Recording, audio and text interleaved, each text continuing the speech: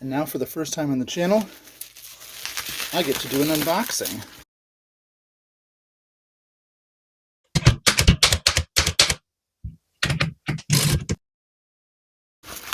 What is it? What is it?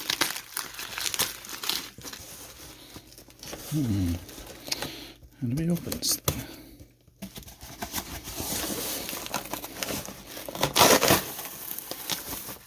Sellers on eBay are always very clever about how they package these things.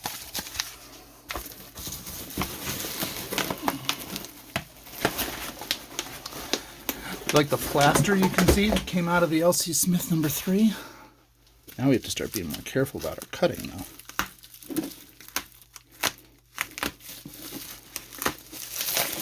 Anyone know what it is yet?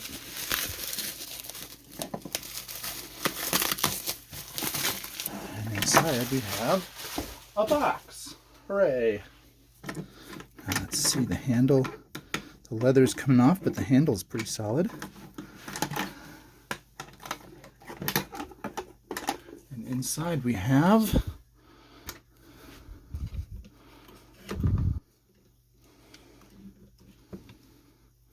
a Corona 3 folding typewriter.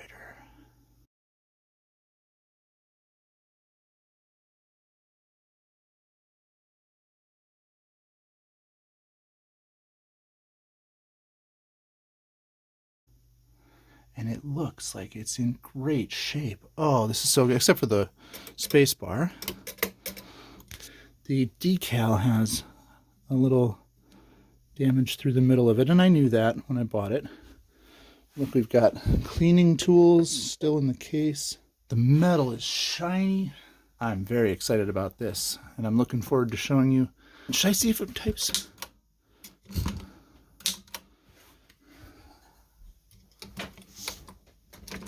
I really don't know enough about this. I don't know.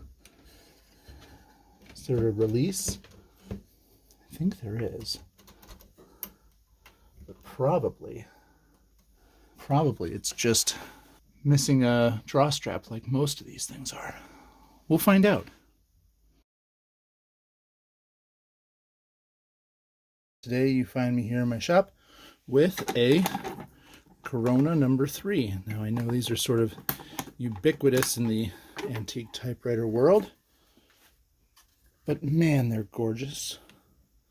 Look how nicely they fit into their case, and then when you flip them up,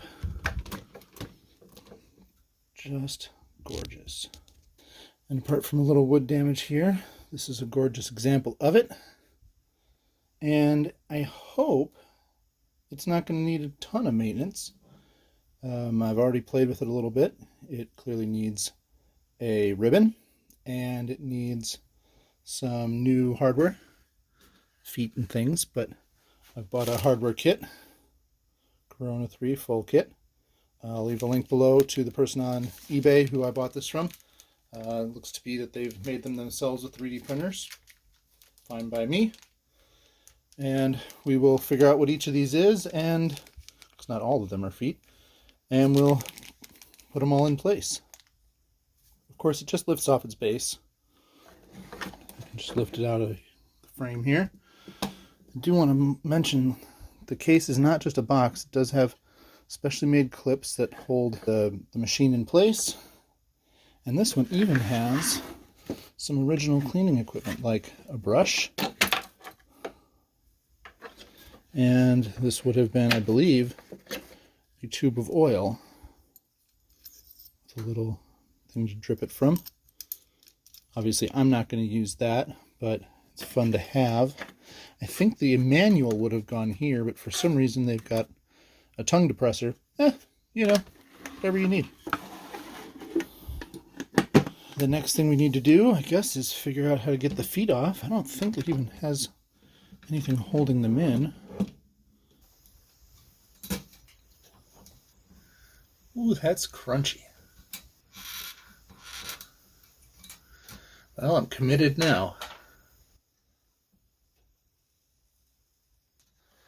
There doesn't appear to be anything holding these on.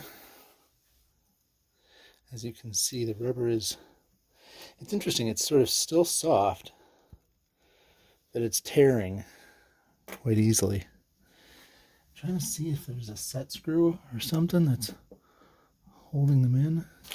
There's nothing on the replacements. The replacements clearly are just going to push in. Let's see if I can just dig it out with the pliers.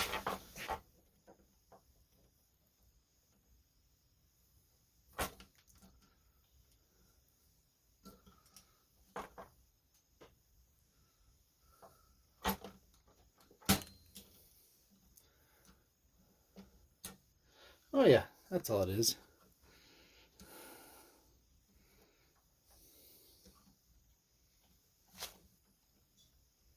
It literally just pulls out.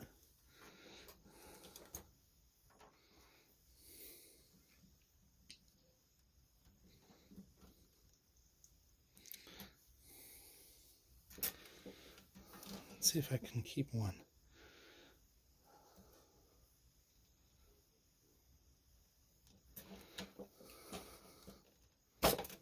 Ha!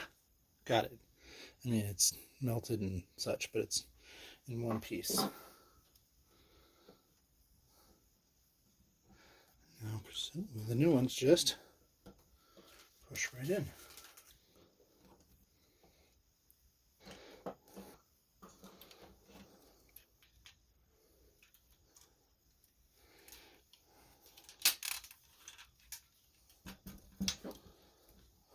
Oh yeah, it feels nice.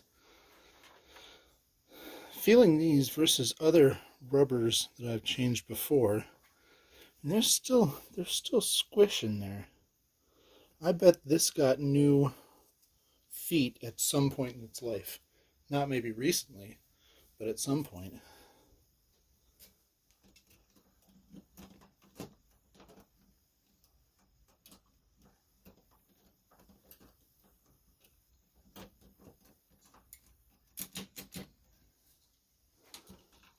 Now, one of the other things we'll need to fix eventually here, I think there's a spring or maybe two missing, or just not very tight.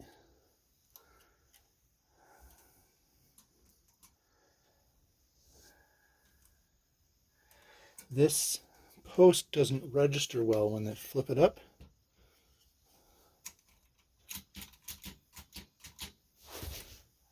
I'm going to guess it's this one. Ought to pull forward somehow. We'll do a little investigation on that to see. This one's got a spring that pulls it out. It could probably stand to be a little stronger too, to be honest. But when you unfold it, it has to land directly inside here. This pin here, if you can see it, has to land in this slot here in order for the mechanism to actuate correctly. And this one doesn't want to return. So when I flip it up, it doesn't always land correctly.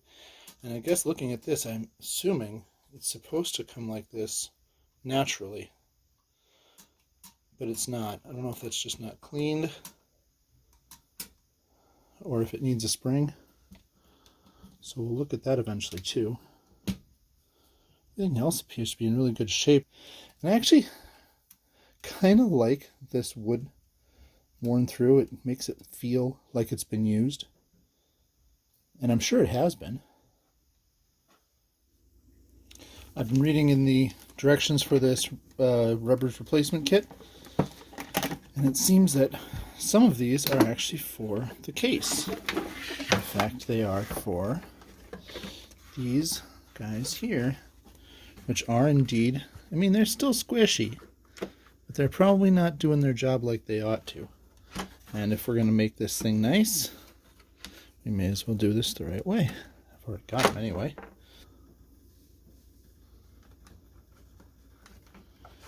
Just like the feet, these just push in. They've got a little give to them. I was reading in his description. The internals actually have some kind of a crosshatch print inside of them to give them a little bit of give versus just being hard as a rock. They feel great. I can definitely believe these would do the job of being soft on what they're holding and yet still be very durable, which is exactly what you want, of course.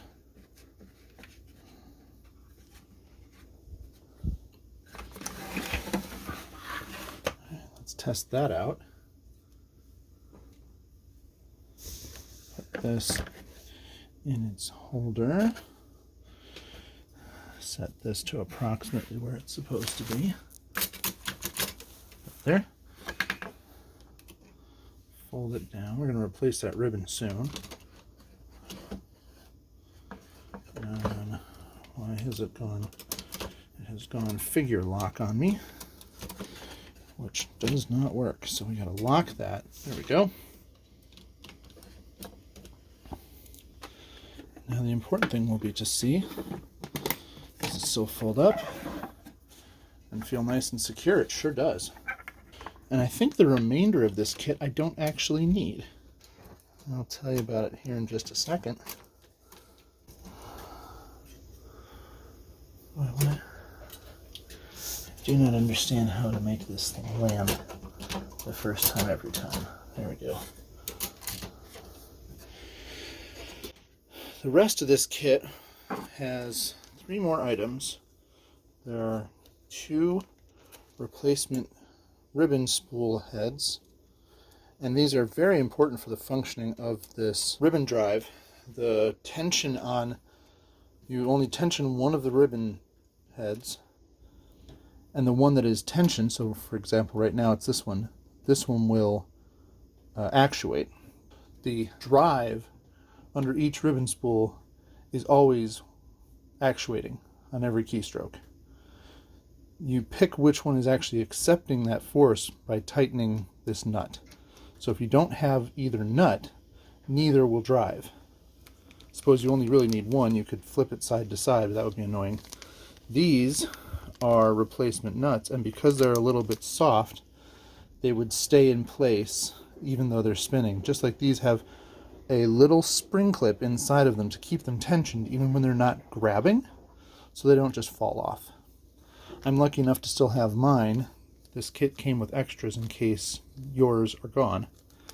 The other thing that's in here is the little stopper for the space bar. And I'm of 2 minds about changing mine. I've still got my original one, and it still feels soft enough. I guess I can see it cracking just a little bit. Let me see if I can put it in there so you can see. See, it's in there. It's cracking just a little bit, but it still seems soft enough. I'm going to leave that for now. Little update on the Corona here, and I'm showing it to you in sort of a funny angle. The Corona itself is still in the collapsed mode, and I'm showing you the top of the box. And the reason is, this is the box as I first got it, with an original oiling pin and original cleaning brush. I'm not exactly sure why it has a tongue depressor in here, but I think I'm going to remove it, or at least move it to the side, because I have ordered an original how to use your Corona personal writing machine. It's in pretty good condition. Obviously this is pretty old. The paper has stayed fairly nicely. Wouldn't test the binding too much.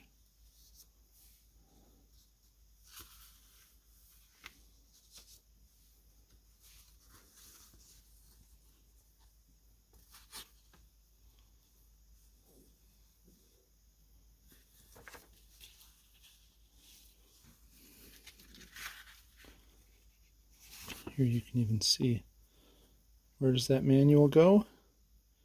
Why, it goes right in there. And that's what I'm going to do. Let's get this tongue depressor out of here. Little dirt. Should I even vacuum that? Let's do a little quick vacuum there before.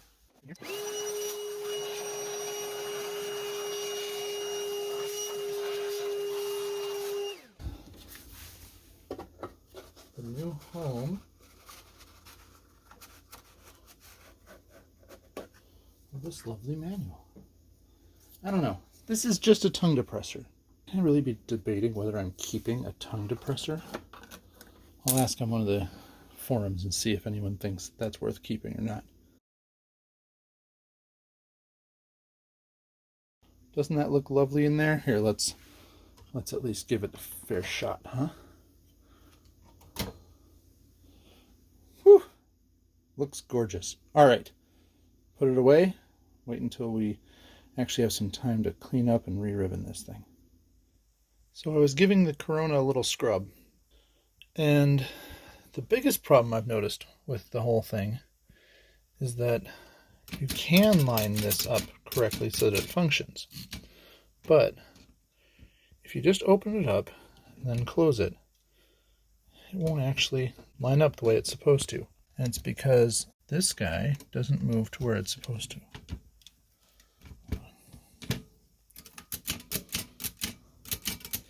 So I assumed there was either a missing spring or something in that movement was dirty and just a little cleaning would do it.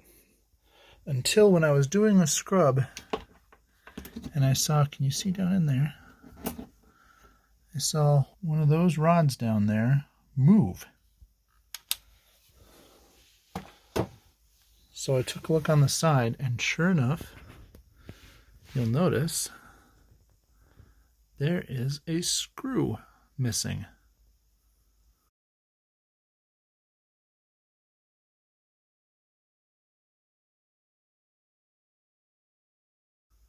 Well, that's not good. Now, I don't know when this is going to come out in the timeline of YouTube, but in the real world, I'm doing my great royal transplant. And so I've got a whole bunch of stuff laying around. And I tried this guy.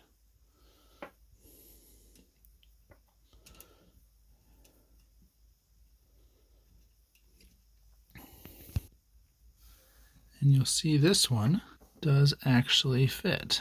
What it doesn't do is go all the way in. Obviously, it's got other problems too. But now, when I actuate this, look, see it's fallen in its regular spot? Which means this just drops closed, the machine just works, and I think the keys even align a little bit better. So the important thing here is to get another one of these. So I measured the thread pitch. It's 40 threads per inch, and the size tells me it's a 6, so it's a 640 or a number 6 fine thread screw. I have them ordered from McMaster-Carr in a black head. It's going to be an Allen head because they don't make these in flathead screws anymore, but I think it should be just fine. I don't think anyone's going to notice. And that should make this machine much more operable than it has been. Obviously still needs ribbon and such, but that's a nice find, and I'm happy to have that on the way. All right, I got my order from McMaster-Carr. Here we got these. I'm hoping we'll basically just take that spot of that clearly incorrect one that I've got from the Royal.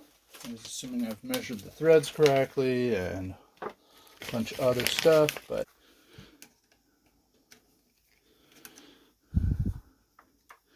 that's going to drop as soon as that comes out.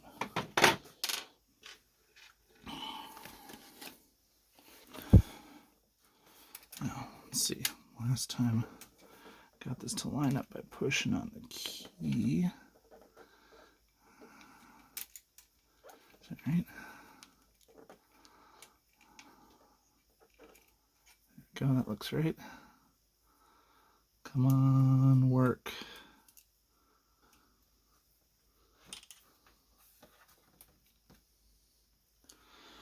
So that's clearly not lined up yet.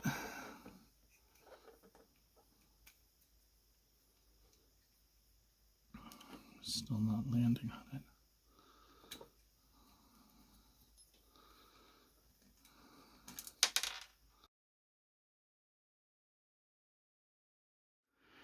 Once gravity's not against us there by being up on its side, I can line it up a little more easily.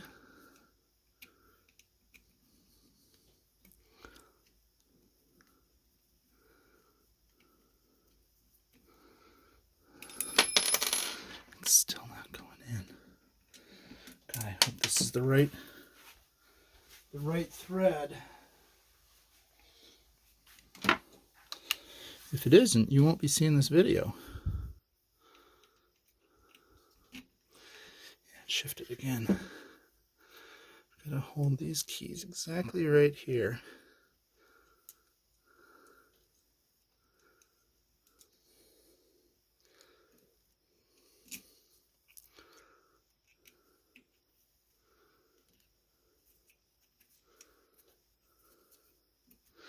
There we go, and I got like 3 turns. That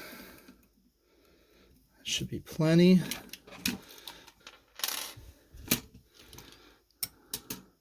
See, look how that now nicely snaps back so that this hopefully lands where it's supposed to.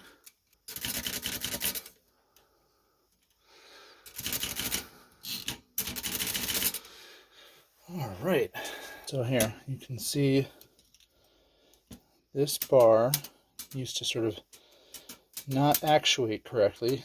It would hang out kind of back here, which meant the engagement between this piece and this piece, which is the joiner that causes the escapement, which is up here, to actuate when the keys are pressed, they wouldn't connect correctly. Now, with it sitting where it's supposed to, it just comes up and can type. Now, still have a few keys that are misaligned, so I'm going to have to do some alignment on those. I'll come back, clean those up, and I think the Corona will be ready to go. Ribbon too. Well, now that we have the mechanical work sorted out and the cleaning sorted out, all that's left is to align the type bars. I think there's only just a couple that aren't working.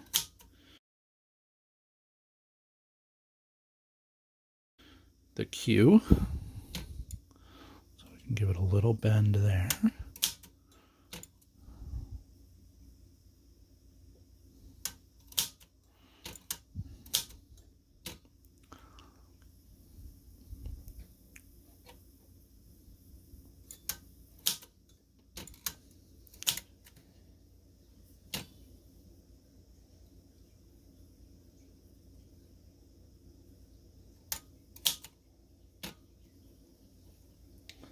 Funny, it doesn't, well, it is definitely.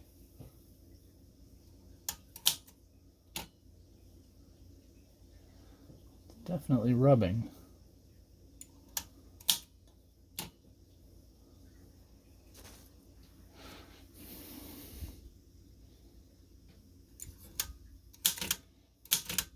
There we go.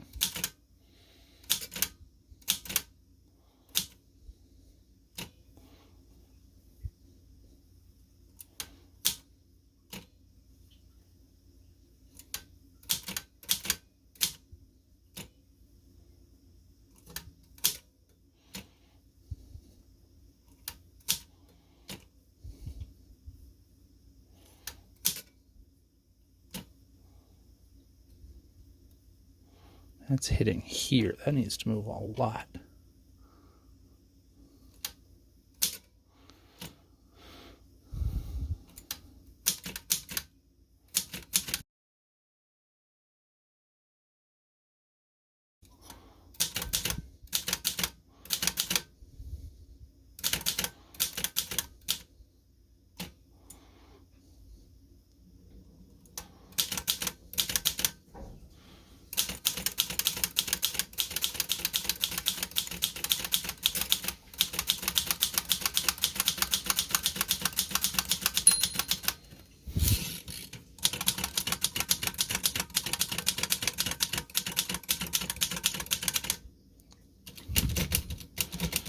All right, I think that's working.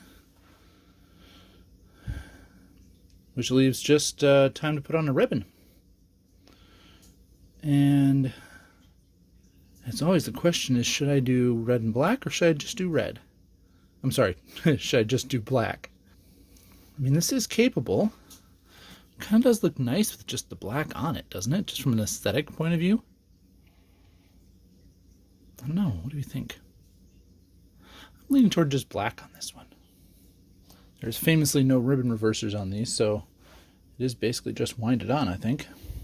For that, we go to our Baco ribbon. Let's take off the ribbon spools.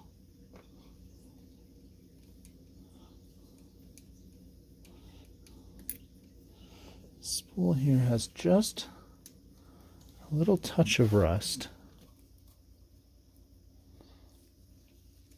And this is going to be super annoying to get on with inked ribbon, isn't it? Can't even get it through without it being inked. Well, figure that out in a second, because we're just going to cut this one.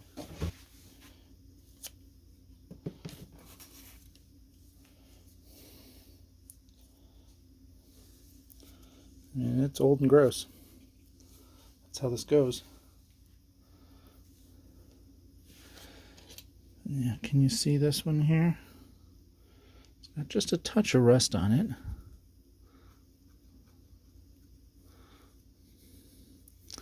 And yet I like the shine on these. I wonder what would happen if I just did a little Brillo pad on this one.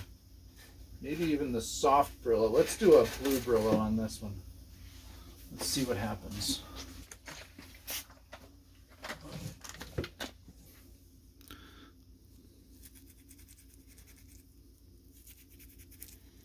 So this is the soft Brillo pad. I'm really trying to keep everything else that's around here and just see if I can sort of shave off that little itty bitty bit of rust there.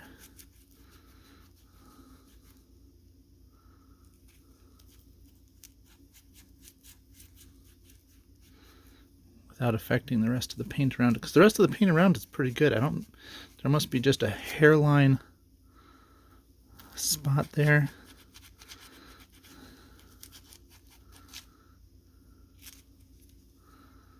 Where the paint came off.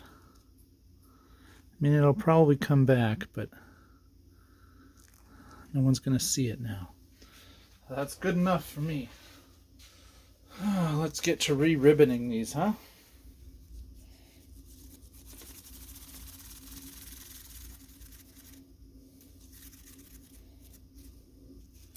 This ribbon did have eyelets in it, but it doesn't need them because it doesn't help. And it's just a little press-on clip here that holds this to that. And now let's do the other side.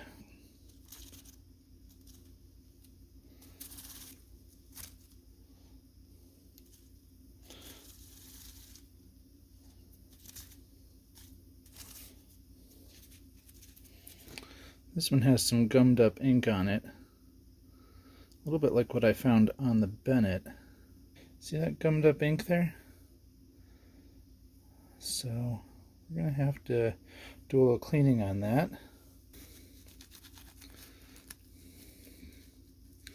Should probably check out the other one too and see if it needed it. It wasn't immediately apparent, but boy, that is gummy. Look, I have to use my fingernail to pull that out. Alright, I'm going to use something a little stronger than a fingernail. Maybe will the toothbrush do it?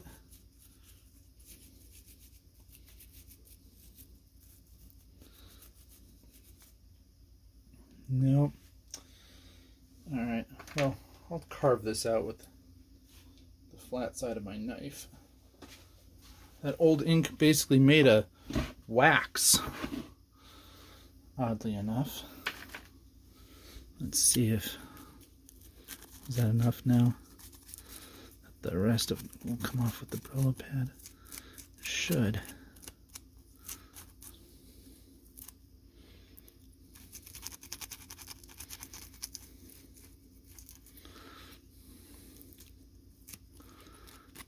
Alright.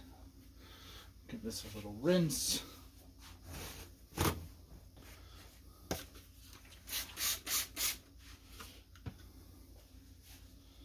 By rinse, I mean wipe down with water and then immediately dry with some compressed air.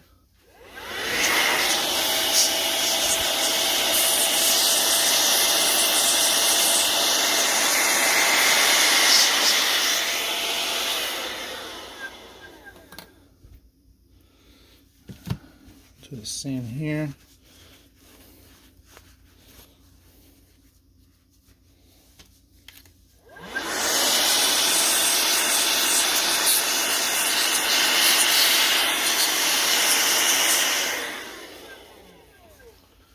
Alright. And now it's ribbon time.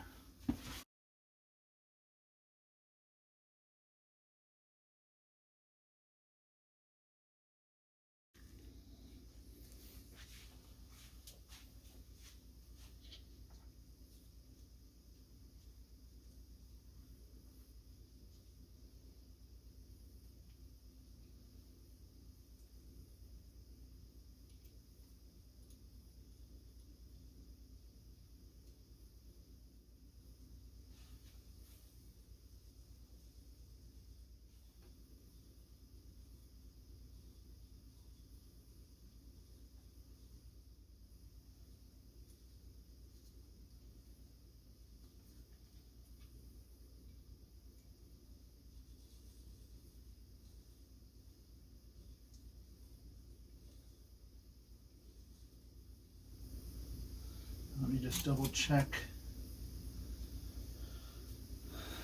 Pretty sure the direction, I can cut this now.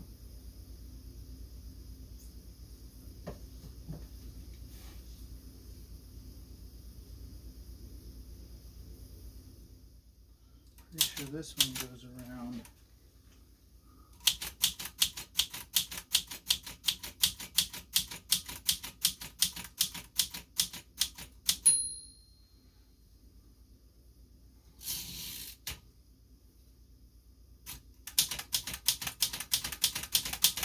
It goes around kind of the same way.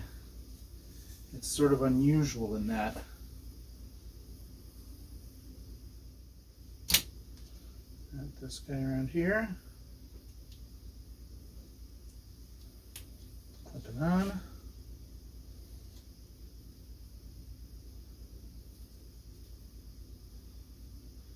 Spool it in. Of course, make sure I don't have a twist in it or something. And I do not. There we go. As this will be the new take-up, I want to tighten this one, loosen this one. So that will be the releasing, and this will be the take-up side. Now we put these back behind here. Got it set to red, and we jam the keys. We do that so that it keeps the ribbon vibrator up.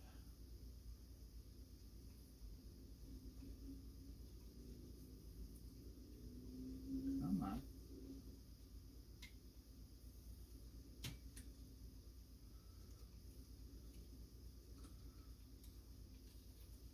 Oh, and we lost this one coming through there. That's all right. Unjam that, set it back to black. Not that it matters very much. Take off these guys. I probably should have put it in the bag before I threw away my gloves. You know, nobody's perfect.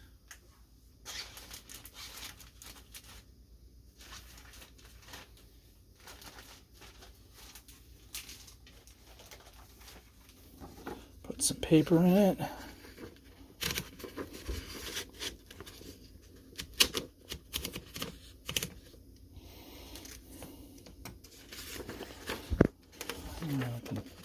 Kick up these guys here. Let's do paper releases one of these. There we go.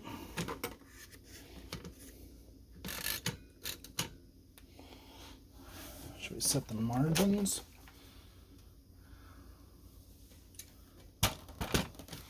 Set the margins to something reasonable.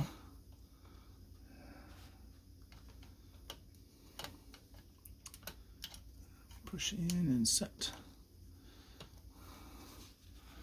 Oh, and of course we already passed the margin there, so let's set it to there and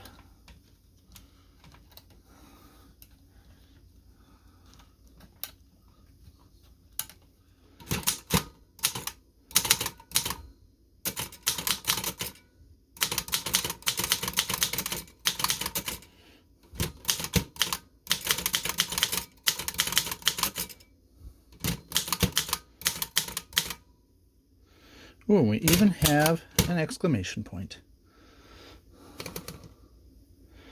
Ooh. Well, my haphazard bending is clearly evident, so we might have to do a little bit of alignment. Yikes. But hey, it's typing. Yeah, we are definitely going to have to move a few of those around. Boy, the C and the A are...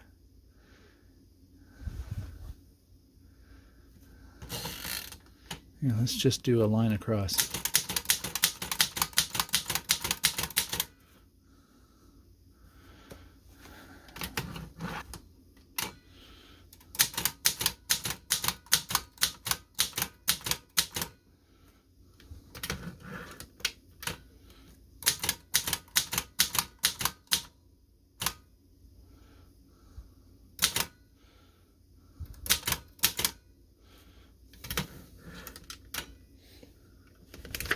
Doesn't look as bad as it did in the middle of the typing, strangely. This is part of the stuff that I don't actually know all that well. I have not done a terrible amount of alignment work.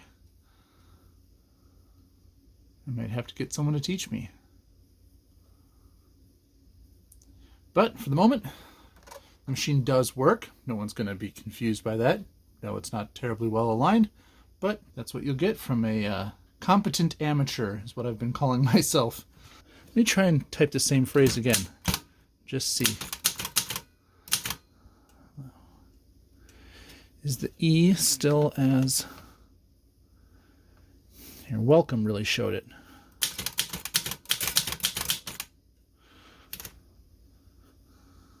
Maybe it's the O and the M are high?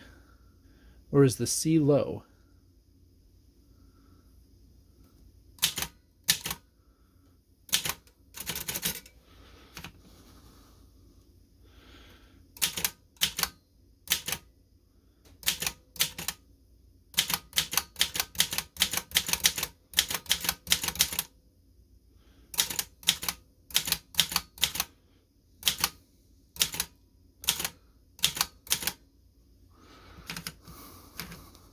In that one, I would say the O and the P look high, and the Q looks low. This is beyond my knowledge. That's the same offset from the P and the Q. Is the P high? Is the Q low? M, N, O, P, Q, R, S. I'd say the Q is definitely low. P is definitely high, so seeing those two together is going to look even worse. But in the end, the machine is working.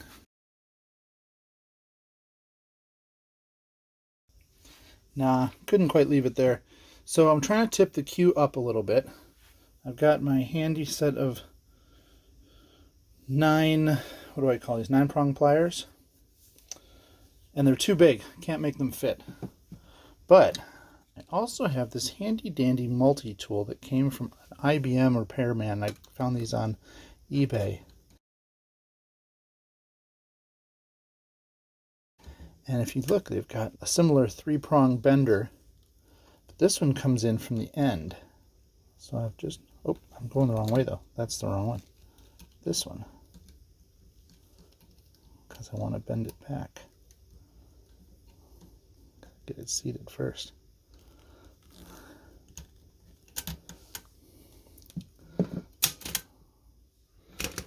Put it back on this line. Go backspace 1. And it's moving up slowly.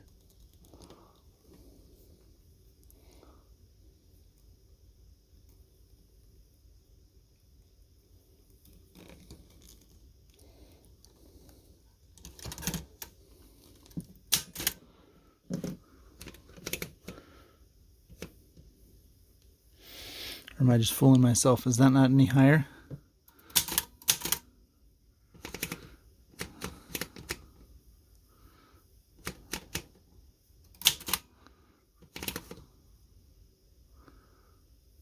There, I'd say the Q and the R look a little closer than they used to. Let's try and bring the P down. Here, we'll go up here, we'll get some more space.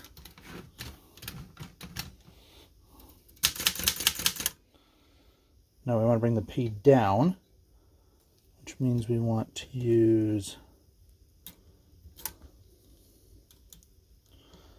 this side of the pliers.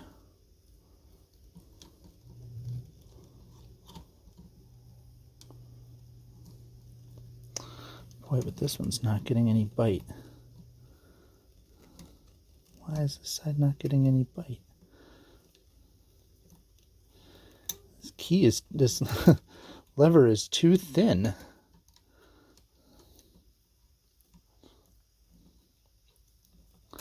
That's funny. How is that so different than the other one? It doesn't, even all the way closed, it doesn't bite. How about, can we get the 9 prong down there? So we want it to bend down, which means we want it to be like this.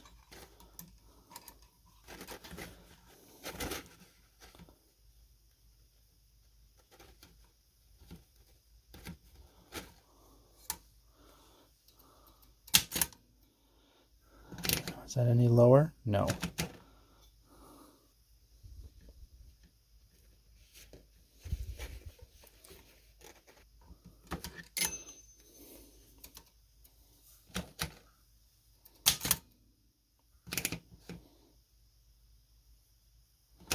It's a little bit higher. Those are a little bit closer than they were.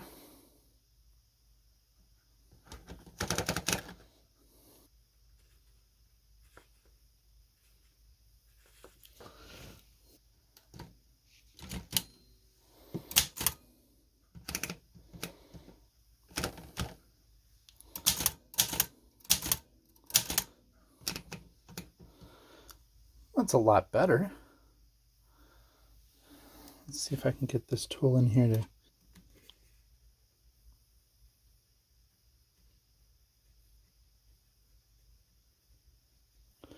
Come on, let go. Let go. Oh, you love it now, don't you? Come off of there.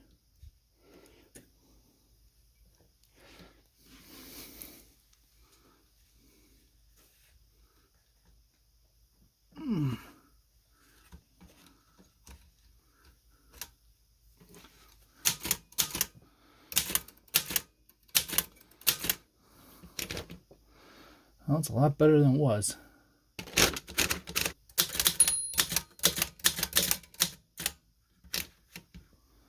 Still pretty terrible on some letters, but we can keep working that and eventually get them all in the right spot. Well, it's been a little while since I've worked on this one. I haven't really done any real strong forming, but I've done a little bit of cleaning here and there, and I've actually taken this out and about a couple of times to show to friends and family. And most of the alignment issues, I don't know if maybe they worked themselves out. I don't know if maybe something was not settled correctly with this screw that we replaced, or I'm not exactly sure what happened, but I have not been bothered by the alignment of the keys. So I'm going to wrap up the video. Do a little quick outro, say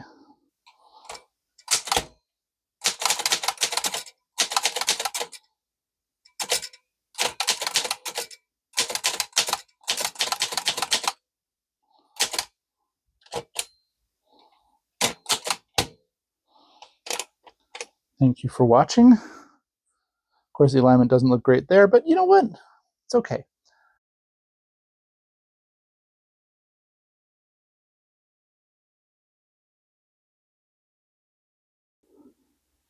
Well, even more time has passed. I have to admit, I was not sure where to go from that point.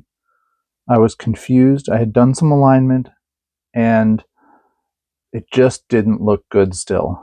The funny thing is, like I had said in the beginning of that clip, it hadn't bothered me to that point. So something had changed. And when you think about it, if I thought that it was just going to work itself out by itself, that's crazy talk. These are mechanical systems. They don't just work themselves out. And so it's not surprising that bad alignment came back right in that last clip. But I didn't have an answer yet. So I let it sit for a while, and I let it kind of be on the shelf waiting to finish up. And I finally sat down, pulled out, by the way, even a third alignment tool that I have. And I think I decided I like this one now best for doing the alignments that I'm doing here. It's the same idea. It's just you got triangulation between them. You can lift or lower the type bars slightly by doing that. And I got it to really pretty good. And then a little bit later, it was bad again by itself. And I was a little bit frustrated, maybe more than a little bit frustrated. And finally, I asked on the Typewriter Discord if anyone had any ideas. And thank goodness somebody did. So let me show you what it was. On the back here, let's turn it around. There's this rod that I don't believe has much function to it, other than it keeps these two sides of the frame nice and tight. And apparently, it is very common for these to work themselves loose. And when they're loose, both this rod rolls, but also as you type, the frame flexes more than it should. And as you can imagine, frames moving around on a typewriter is not going to give you good alignment. This one had almost worked itself completely out. Ding. You agree. This one was loose, but not quite as loose. Tighten those up.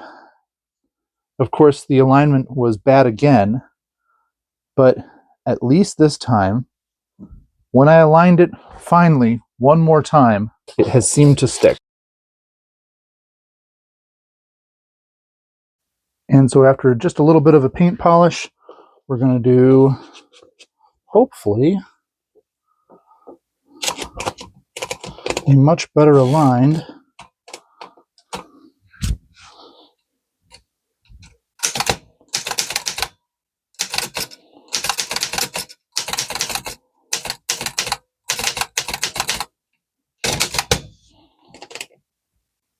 Thank you for watching.